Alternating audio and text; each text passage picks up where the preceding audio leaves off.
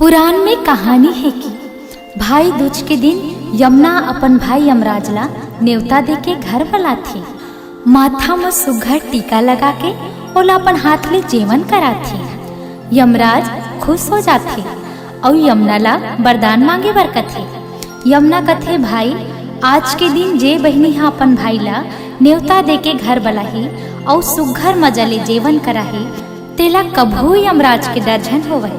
यमराज वरदान दे देथे।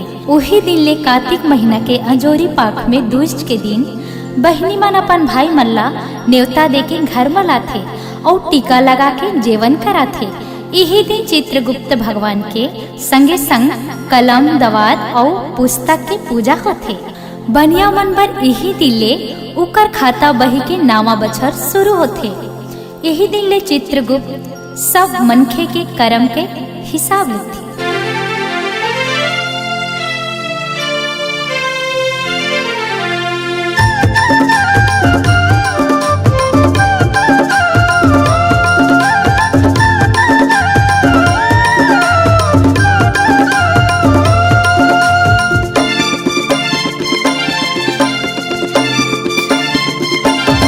भाई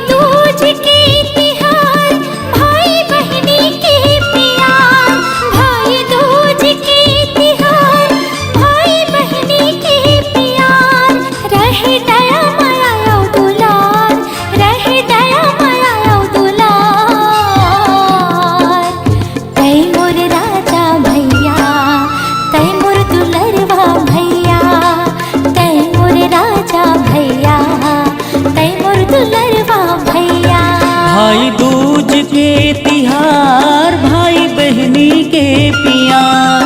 भाई दूज के तिहार भाई बहनी के प्यार। रही दया मया दुलार, रही दया मया दुलार।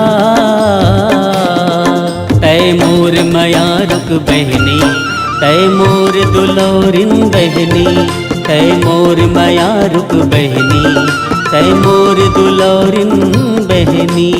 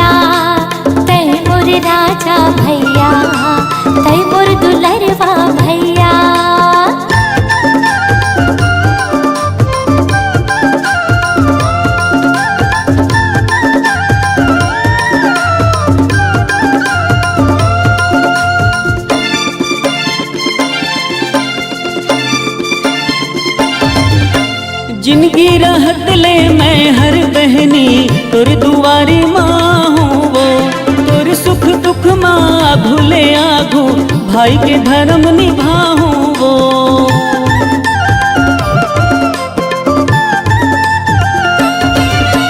जिनकी रहत ले मैं हर बहनी तुर दुआरी माँ हूँ वो। तुर सुख दुख माँ भूले आगू भाई के धर्म निभाऊँ वो। भाई बहनी के संसार होते जिंदगी के आधार। भाई बहनी के संसार होते जिंदगी के आधार।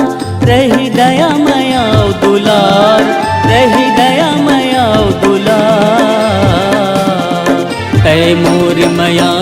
बहनी तै मोर दुलोरिन बहनी तै मोर माया रुक बहनी तै मोर दुलोरिन बहनी। भाई दूज के तिहार भाई बहनी के प्यार, भाई दूज के तिहार भाई बहनी के प्यार, रह दया माया यो दुलार, रह दया माया यो दुलार। तै मोर राजा भैया तै मोर दुलरवा भैया, तै मोर माया रुक बहनी तै मोर दुलोरिन बहनी। तै मोर राजा भैया तै मोर दुलरवा भैया, तै मोर माया रुक बहनी तै मोर दुलोरिन बहनी। तै मोर राजा भैया तै मोर दुलरवा भैया, तै मोर माया रुक बहनी तै मोर दुलोरिन बहनी।